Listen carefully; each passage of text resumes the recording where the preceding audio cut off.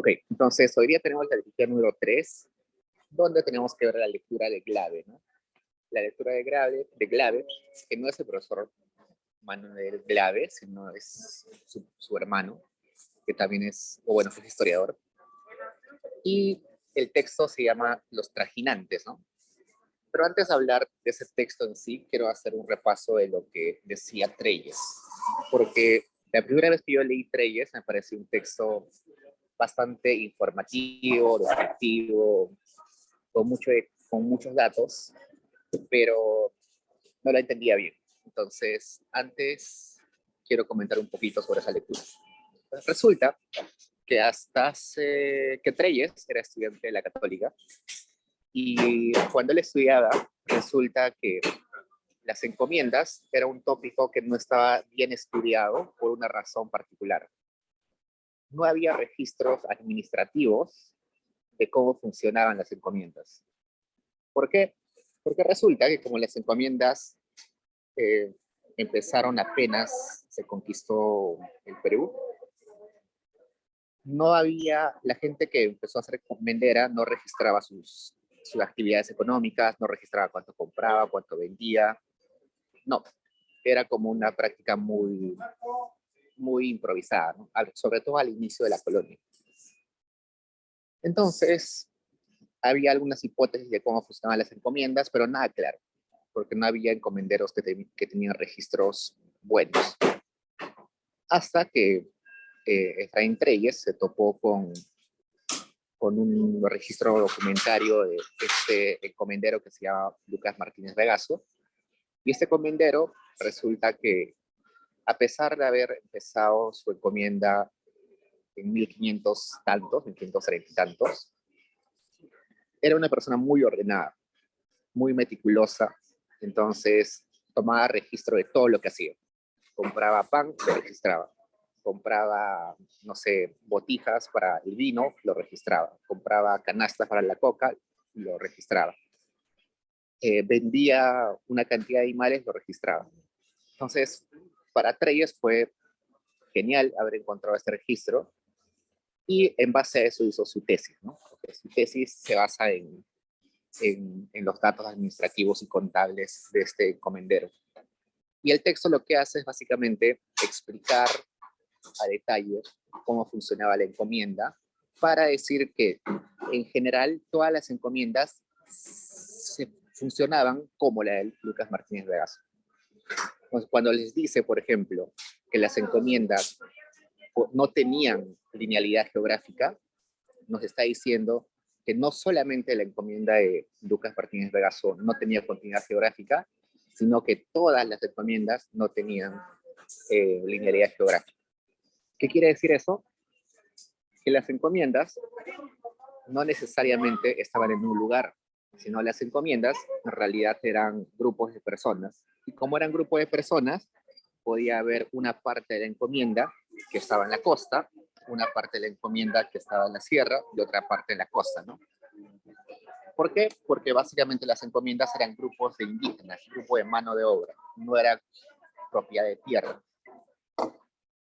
Y así da varios detalles Lucas Martínez Vegas, perdón, Efraín Trelles, como por ejemplo que en esa encomienda había mayordomos, que los mayordomos usualmente eran parientes de los dueños encomenderos, que había una repartición de actividades entre mayordomos, que había mayordomos en varias partes del proceso productivo, ¿no? Y todo eso.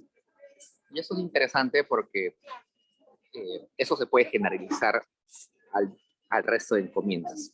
Pues todo lo que han leído en ese texto de Trelles se puede generalizar a todas las encomiendas. Básicamente, un resumen súper rápido de lo que dice Trelles es lo siguiente. Resulta que antes de la conquista, el Tahuantinsuyo o los incas, los incas,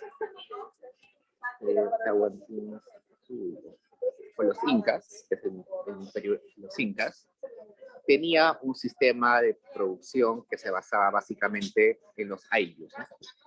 Los ayllus que se relacionaban con otros ayllus. Y cada ayllu tenía un jefe, ¿no?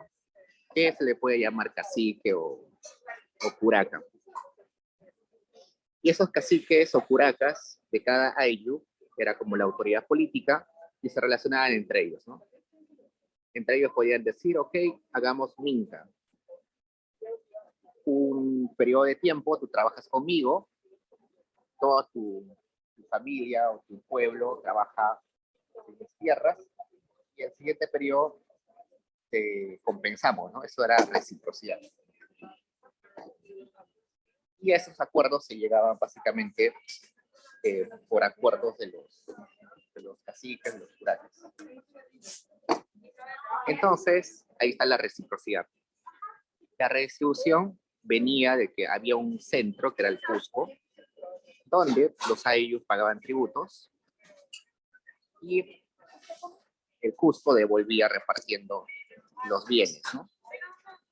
Redistribuyendo. Pues tenemos esas dos formas de organización, reciprocidad y redistribución. Cuando vienen los españoles en la conquista, ellos vienen con un sistema económico que se llamaba el mercantilismo. Pues ustedes imaginen cómo era España acá en 1500 más o menos, y era un sistema donde había intercambio, donde había trueque, donde había moneda también, pero un sistema en teoría con un mercado ya desarrollándose, ¿no? Ya había moneda, había comercio, había algunos puntos de mercado, ¿no? Había comercio internacional entre imperios. Pero resulta que la pregunta que se hace Treyes y otros historiadores es, cuando vienen los españoles, ¿destruyen todo esto que había en los incas? ¿O acoplan su nuevo sistema y utilizan este sistema a su favor? Y la respuesta es esa. La respuesta es que los españoles no traen un sistema nuevo en sí, sino lo que hacen es agarrar el sistema que ya existía e instrumentalizarlo para sus fines. ¿Y cuál era el fin del mercantilismo? Es básicamente acumular oro y plata o metales preciosos para que la nación o la corona en ese momento sea rica. Entonces ellos buscaban acumular metales preciosos porque eso era sinónimo de riqueza y para ello instrumentalizaron esto. Entonces, si antes los ayllus le respondían al Cusco, o los curacos, caciques, que eran los que respondían al Cusco, ahora ya no se va a hacer así, sino los ayllus van a responder, o los curacas, que son los jefes, van a responder al encomendero.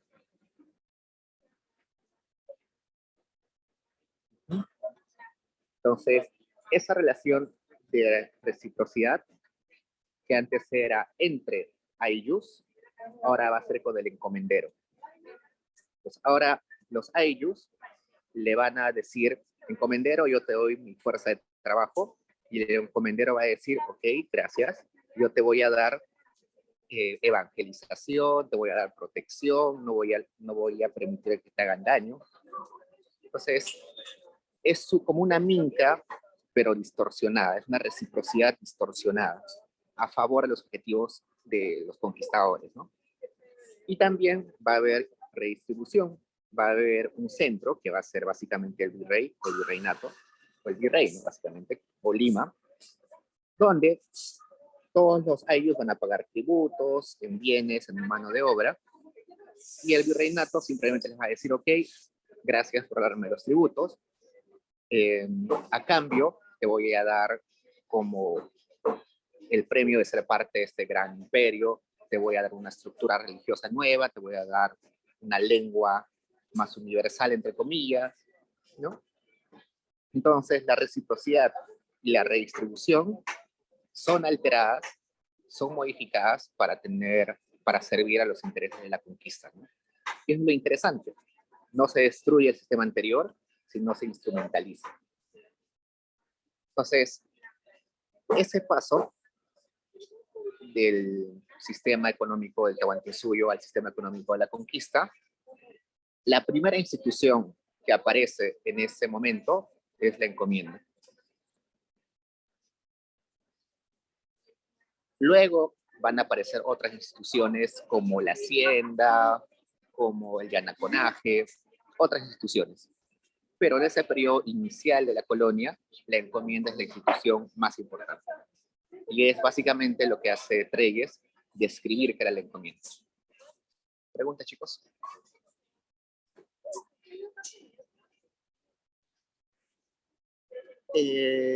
Alessandra. Sí, profesor, la P de pasado usted mencionó de que existía algún tipo de intercambio también en esa época, pero no estoy muy segura en qué consistía. El intercambio básicamente era marginal, es decir, muy pequeño. Por ejemplo, eh, resulta que en el Tahuantinsuyo había esto de los pisos altitudinales, ¿no? Hasta ahora inclusive se utiliza, ¿no?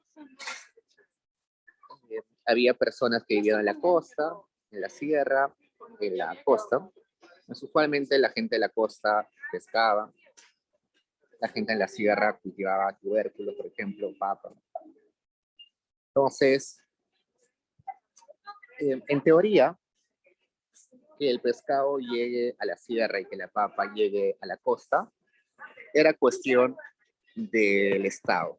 El Estado recogía la papa de las alturas y la redistribuía en la costa y al revés, ¿no? Eso era el papel del Estado, redistribuir, para que todos puedan acceder a una gama amplia de productos. Pero a veces eh, los ayllus no estaban satisfechos, ¿no? Entonces, cuando no estaban satisfechos, recién recurrían al intercambio.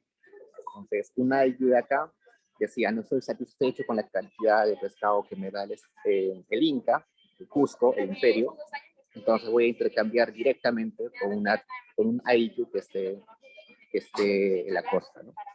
Pero eso era marginal, era muy poco en realidad. Por eso es que básicamente cuando hablamos del Tahuantinsuyo hablamos de reciprocidad y redistribución, porque el otro es muy pequeño en realidad. ¿Más preguntas, chicos?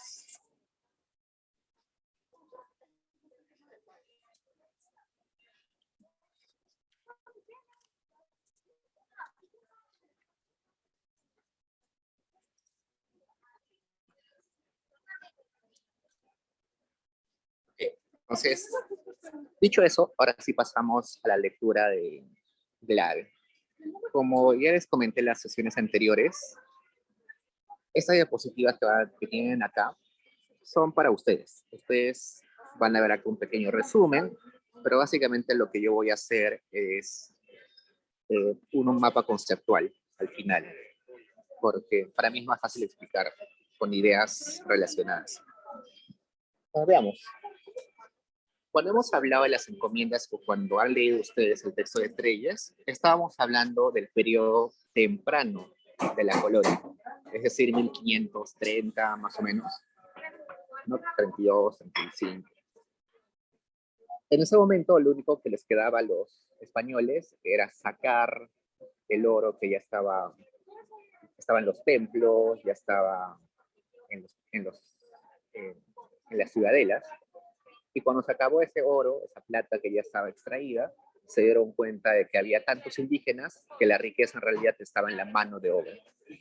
Y es por eso que se reparten encomiendas, ¿no? Se reparten a los indígenas porque son mano de obra que puede darles ganancias. Una vez que se establecen las encomiendas, ya la economía se pone un poquito más estructurada, ¿no? Y empieza intercambio dentro de las ciudades o dentro de los poblados del virreinato. Este intercambio es interesante. Hay intercambio entre Huancavelica, Cusco, Lima, Quito, algunas ciudades que son parte de Chile, Argentina. Pero la parte que es más intensa, donde hay más comercio, donde hay más intercambio, es la parte del altiplano. Esta parte del altiplano, ustedes la pueden ver en Paideia. He colgado un mapita. A ver, vamos a abrir acá.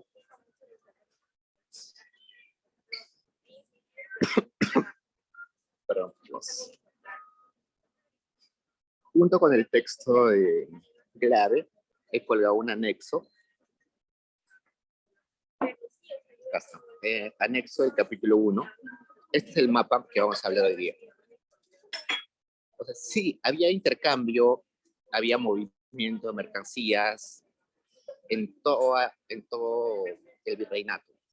Pero en particular, en esta parte, entre Lima, con Potosí y todo lo que está al medio, era la parte más intensa, donde está la mayor cantidad de transacciones.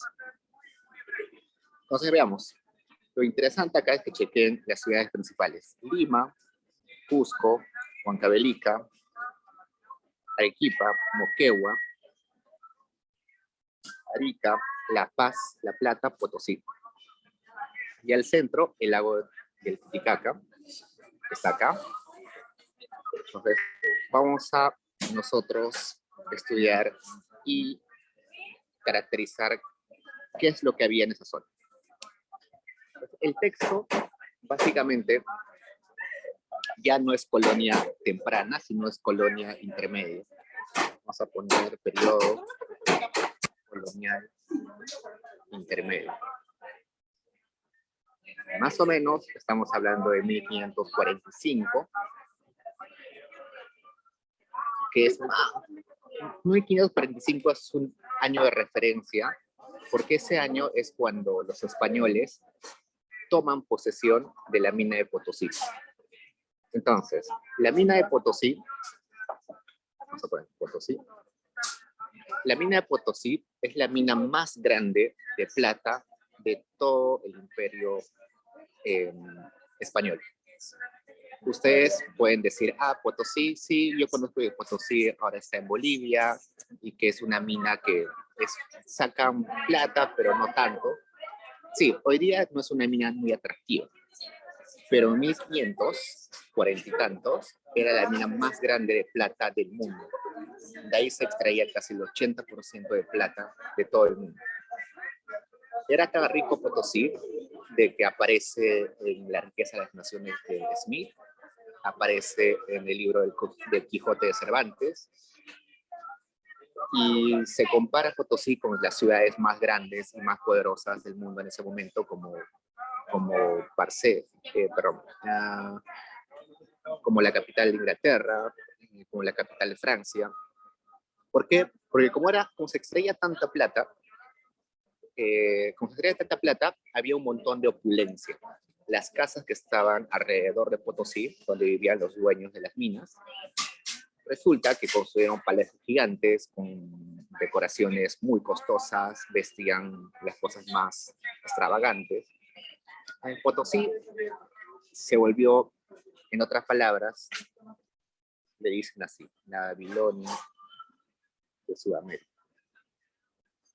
Ustedes seguro han escuchado que es Babilonia, ¿no? Babilonia es un imperio donde supuestamente había confluencia de varias culturas y muy rica. A Potosí se le decía así, ¿no? La Babilonia de Sudamérica. Porque era muy rica y atraía gente de un montón de lugares, ¿no? Atraía a españoles que querían sacar el oro y la plata, atraía a trabajadores de otros imperios, atraía la mano de obra de los indígenas. Entonces, era muy cosmopolita esa ciudad, o esta parte de Potosí, y a la vez era muy opulenta. Y más o menos para que sepan, Potosí no es una mina en sí, sino es un conjunto de minas. Potosí es una montaña donde se abren bocatomas, ¿no? Y cada una de esas entradas a la montaña tiene un dueño. Cada una de estas entradas se puede considerar una mina. O sea, había alrededor de 5.000 de estas entradas, es decir, había como 5.000 dueños, y de cada una de estas se extraía un montón de plata. Entonces, no es simplemente una mina, sino es un conjunto de minas. Y, por tanto, tiene un montón de dueños. Lo que pasa es que ustedes dirán, ok, la conquista fue en 1530 y tantos, pero recién Potosí se descubre en 1545. ¿Por qué? Resulta que Potosí ya había sido descubierto antes por algunos indígenas que caminaban por el lugar y se dieron cuenta que de noche el piso brillaba, porque era vetas de plata literalmente al descubierto. Entonces los indígenas, que era un par de indígenas en realidad, empezaron a extraer la plata, y como estaba a flor de piel la plata, lo único que tenían que hacer es traer un martillo, un cincel, y cortar la veta de plata y venderlo. No había que lavar el mineral con mercurio, no. Al inicio simplemente la veta estaba ahí en la tierra, y tú cortabas y lo vendías, nada más. Hasta que en un momento, estos dos indígenas que sacaban el metal de Potosí, se pelearon entre ellos, porque uno decía, tú sacas más mineral que yo, no es justo. Se pelearon tanto que al final fueron a un juzgado español, un juzgado del virreinato del Perú, y para quejarse, ¿no? Para decir, esa persona está extrayendo más plata que yo y no es justo.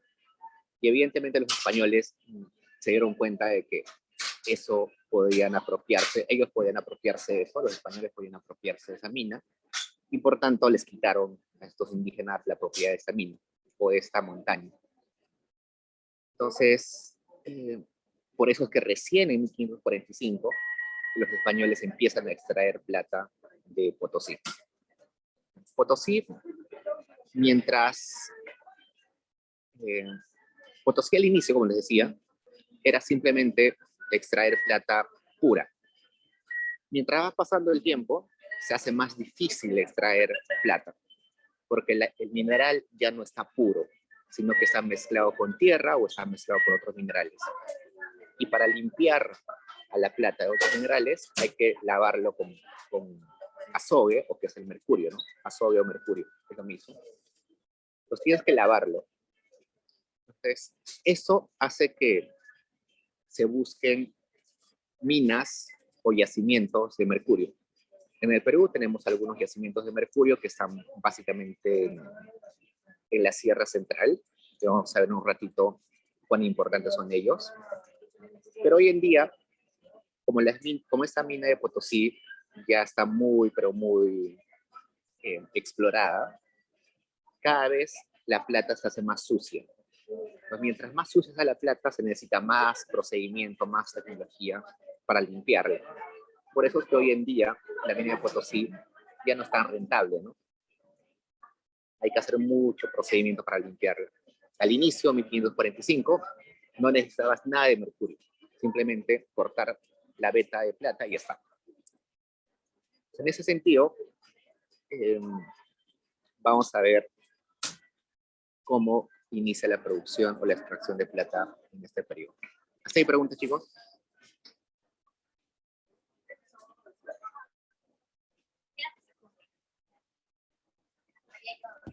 Profe, Dime. sí, disculpe, no escuché lo último, o sea, al inicio dijo que no se necesitaba mercurio.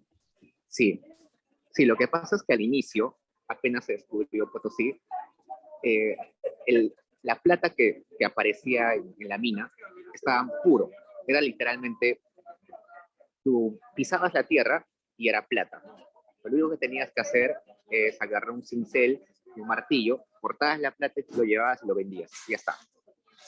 Pero resulta que mientras se va desgastando eso, que es plata pura, solamente va quedando después plata sucia, plata mezclada con otros minerales o plata mezclada con tierra. Entonces, para limpiar la plata y que solamente te quede lo puro, tienes que lavarlo con mercurio o con azogue. Entonces, mientras más explorada está la mina, mientras más al fondo va de la mina, está más sucia. Entonces, al inicio era simplemente cortar la plata y ya está. Pero luego vas a necesitar agarrar la tierra que sacaste y mezclarlo con mercurio. Cuando lo mezclas con mercurio, al final recién te sale la plata pura. Entonces, Cuando más tiempo pasa y sigues extrayendo, necesitas más cantidad de mercurio ponerle. Entonces, hoy en día sigue habiendo plata en Potosí, pero lo que pasa es que está muy, pero muy sucia. Hay que lavarla muchas veces con azogue, hay que aplicar otro tipo de tecnología. Entonces, por eso es que hoy en día es muy costoso. Seguro ustedes escuchan que hay minas de plata y de oro bastante grandes en el Perú, en Bolivia, pero nunca escuchan la mina de Potosí, ¿no? Porque básicamente hoy en día ya es una mina, se le dice una mina residual. Una mina que sí te está dando todavía mineral, pero de mala calidad. Ok, empecemos. Entonces, como resulta que los españoles eran mercantilistas, y los mercantilistas básicamente buscan acumular oro y plata, cuando encontraron Potosí, vieron que era una gran oportunidad para extraer ese mineral, ¿no? Entonces, Potosí era esta ciudad o esta parte que hoy es Bolivia, pero necesitaba conectarse con algunas ciudades. Por ejemplo, necesitaba conectarse con Arica. ¿Por qué? Porque Arica era un puerto no grande, pero regular. Entonces, la plata salía por tierra hasta Arica, y de Arica la plata se iba hasta Lima. Y de Lima recién era exportado o era llevado hacia España, ¿no?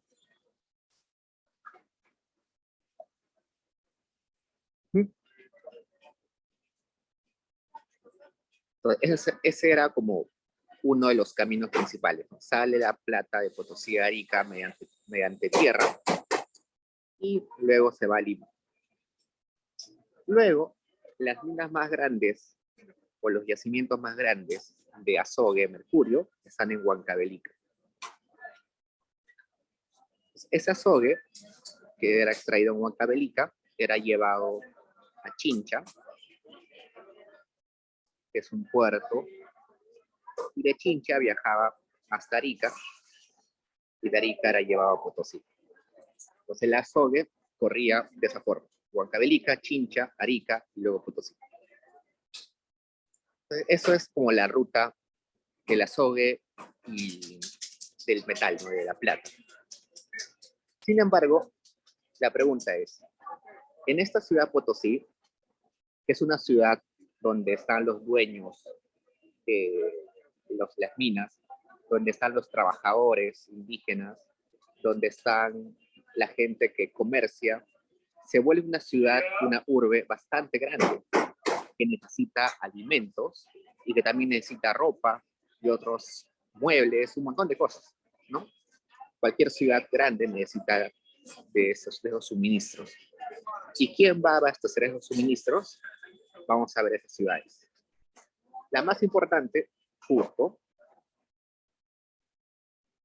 que es importante porque es el centro político inca y donde aún vivía en la época colonial los descendientes de los incas. Estaba ahí. Y los incas, bueno, Cusco, se especializa básicamente en producir coca. La coca es una planta que crece en la ceja de selva. No crece en la sierra ni crece en la costa, sino solamente crece en ceja de selva. Es decir, en la selva donde hay lluvias. En Cusco en particular crece en Paucartambo, que es la entrada al Manu, ¿no? Donde hay un clima interesante para la producción de coca. La coca que había en Cusco tiene que ir a Potosí. Pero resulta que acá en el medio hay el lago Titicaca. Está el lago Titicaca.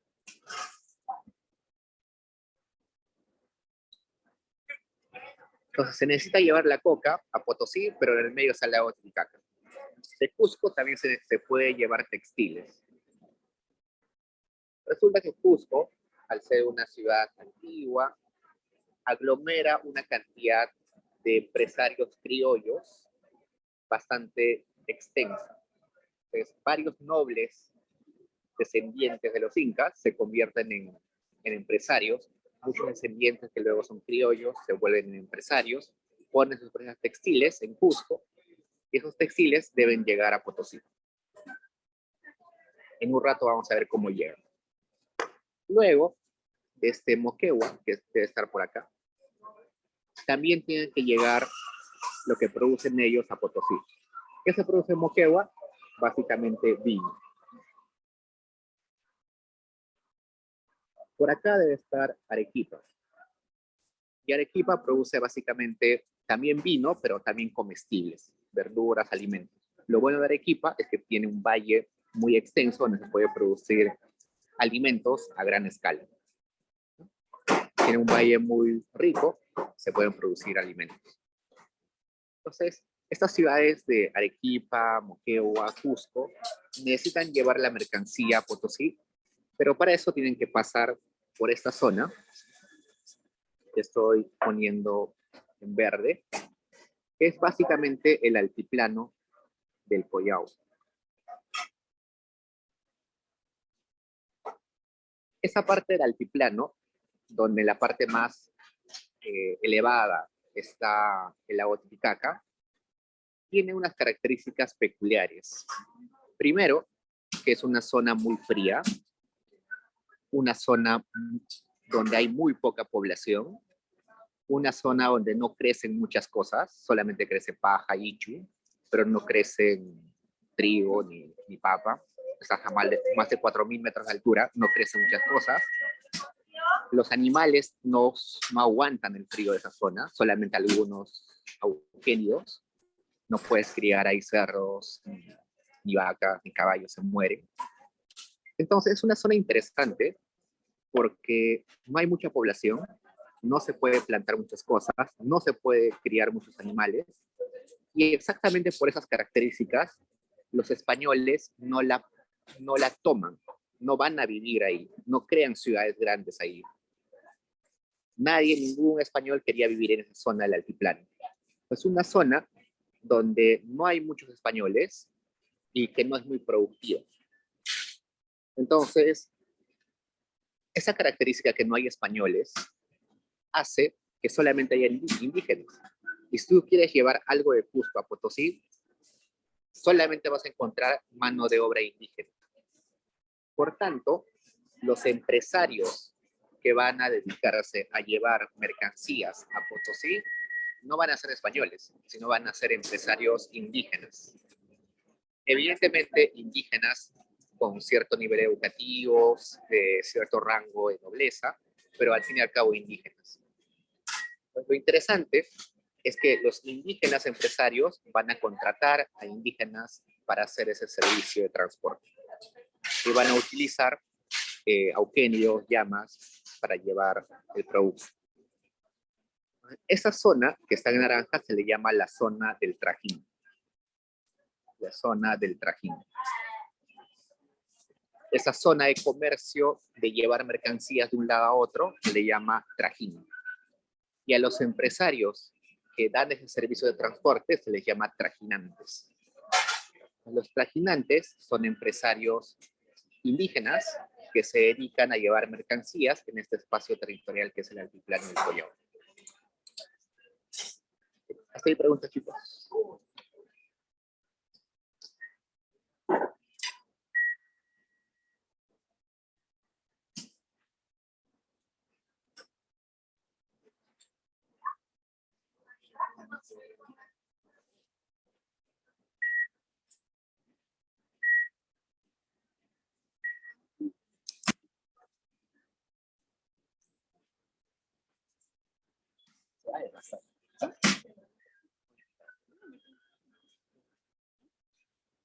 ¿Preguntas, chicos?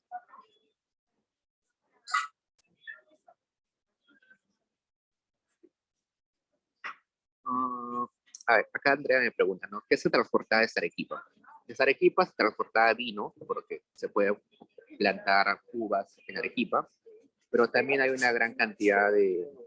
Los que han visitado Arequipa se han dado cuenta que tiene un valle bastante rico, ¿no? Se producía frutas, alimentos como trigo, eh, algunos tubérculos. Es una zona que se puede producir un montón de cosas ahí. A ver, Diego, una consulta. No escuché la parte que dices altiplano del Collao.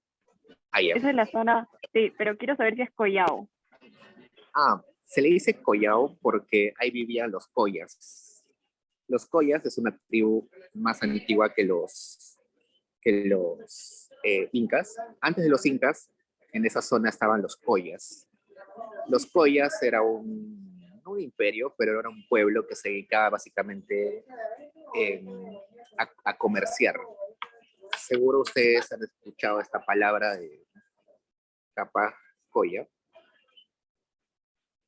Si ustedes googlean esto, les va a aparecer una danza donde hay una persona que tiene la cara blanca y que tiene un montón de cosas colgadas a su cuerpo. Vamos a poner acá. Esta danza que les va a aparecer acá representa a esos pobladores que vivían antes de los incas. Y si se dan cuenta, vamos a poner acá, son personas que tienen la cara blanca y las mejillas chaposas, porque básicamente por el frío están blancos y sus mejillas están rosadas porque el frío les quema las mejillas. Caminan con un auquénido porque es un medio de transporte. Y el auquénido o la llama tiene colgada una jarra de chicha, tiene bolsas de coca. La persona tiene colgada piel de vizcacha en su cintura, tiene colgado algunas bolsas con trigo, con otros cereales. ¿Y eso por qué? Porque estos collas se dedicaban básicamente a comerciar. Iban de pueblo en pueblo vendiendo cosas. Vendían carnes, vendían pieles o carne de vizcachas, vendían chicha, todo eso. Ajá, y acá, sí, acá Brian dice es una sátira de los españoles, exacto. Entonces, esa danza es una danza que es implantada como que para recordar o para satirizar a esa población, ¿no? Entonces, estos collas eran los que vivían ahí. Por eso es que esa zona se queda con ese nombre, ¿no? El altiplano del Collao, el altiplano donde viven los collas. Hasta hoy en día se le sigue llamando de esa forma, ¿no? Bueno, una excelente pregunta de su compañera Flor. Me dice, ¿Potosí quedaba en Perú? Sí. En el virreinato,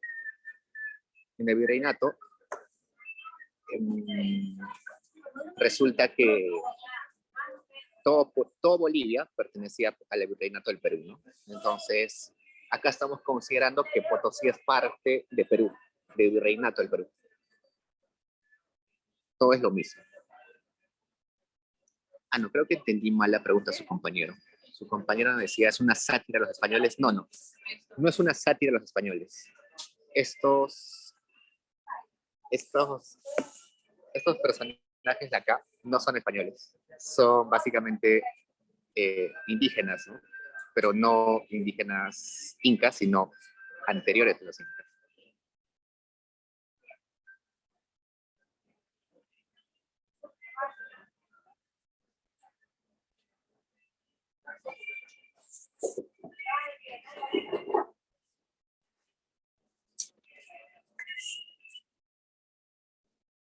Ok, en este conjunto de ciudades van a aparecer otras, por ejemplo, La Paz, por acá debe estar La Paz, por acá debe estar La Plata,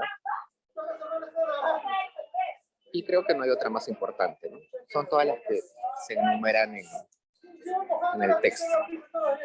Estas ciudades de La Paz y La Plata son ciudades que ya se generan o que se fundan ya posterior.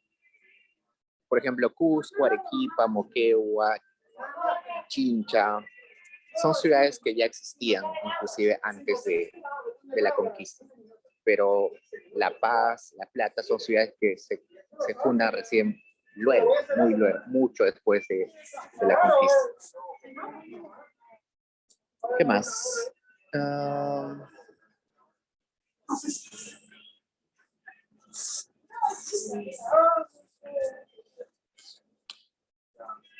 Pues en el texto hay seguro una parte donde ustedes van a leer que dice que Potosí era el eje económico del virreinato del Perú. Entonces, al menos en esta época del siglo XVI y XVII, 16 y 17, la actividad más importante del virreinato era la plata, la extracción de plata. Y en ese periodo, el yacimiento más importante de plata era Potosí. Por tanto, Potosí va a ser el eje de todo el sistema económico. Todo gira alrededor de Potosí. La migración gira en torno a Potosí. La gente que quería trabajar y quería ganar un salario se iba a Potosí. Las mineras eran para Potosí. La mayoría de españoles que llegaban querían ganar fortuna en Potosí. Entonces, toda la migración es básicamente atraída por Potosí, o la gran parte de migración es atraída por Potosí. La gran cantidad de textiles y coca y vino que se producía en el virreinato, básicamente se iba a Potosí. Entonces, es como que el eje, ¿no? El motor de la economía peruana o la economía del virreinato peruano. Otra cosa interesante que podemos rescatar de esto es que el vino y la coca eran los dos productos más comercializados en el virreinato. La coca, básicamente para el consumo indígena, y el vino para el consumo español. Los indígenas consumían coca porque la coca es un... O sea, si ustedes han ido a Cusco, lo primero, o a la sierra, lo primero que les dicen es que tomen un mate de coca, ¿no? Por el hecho de que eso les ayuda a tener más fuerza, a no ser víctimas del soroche. Entonces, es como un estimulante. Por eso que los indígenas que trabajaban ahí necesitaban, para que les alcancen sus fuerzas, necesitaban consumir coca. Y los españoles básicamente no les gustaba la coca y por eso buscaban sustento o fuerzas en el vino. Esas dos cosas son las más comerciadas o vendidas en esta zona del virreinato. Sin masticar coca, ¿no? Masticar coca es, aunque no sabe bien, pero si lo hacen, les da un montón de fuerza. Ok, ¿qué más?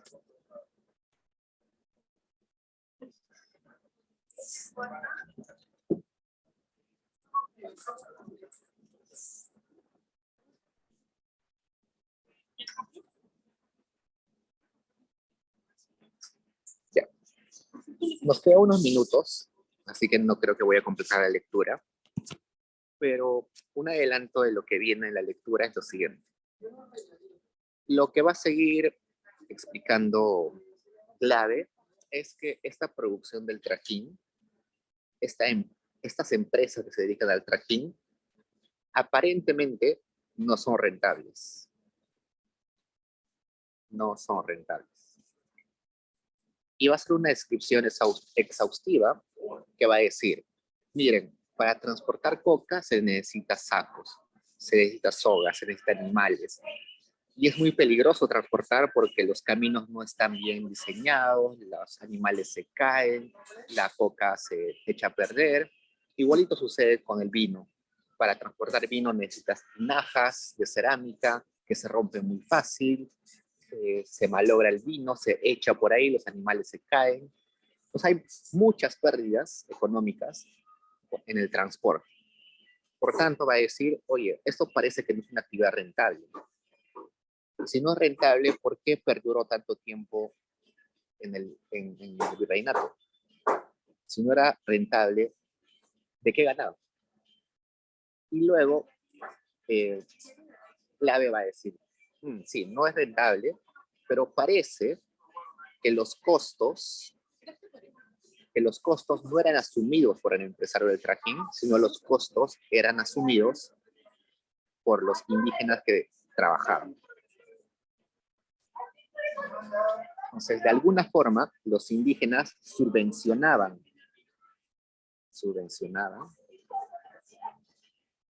esas pérdidas que había en el transporte. Y eso hizo de que sea rentable.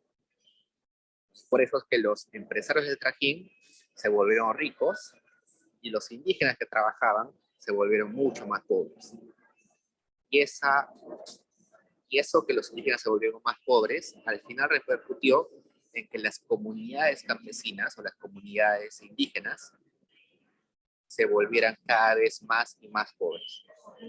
Y eso es lo que nos va a explicar en la siguiente parte clave. Pero eso ya lo vamos a ver en detalle en la siguiente. Preguntas, chicos.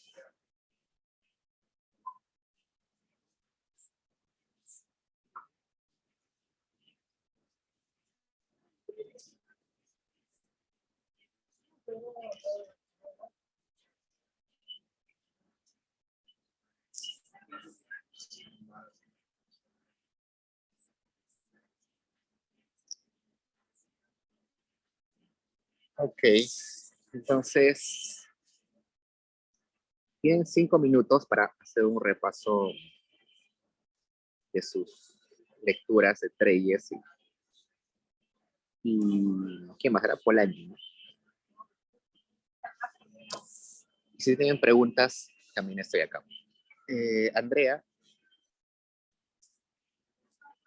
Dime, Andrea. Hola, mi pregunta es con respecto a que solo para ir desde Arequipa y Moquegua se debía pasar por el altiplano del Collao. Sí. Tenías Solo desde que... Arequipa y Moquegua. No, también desde Cusco, ¿no? Arequipa, Ok. Moquegua, Cusco, La Paz también, ¿no? Pero La Paz es una ciudad que es más urbana en realidad. No hay mucho que transportar. La Plata también es más urbano que productivo. Si tienen preguntas sobre Trelles o Polanyi, estoy acá.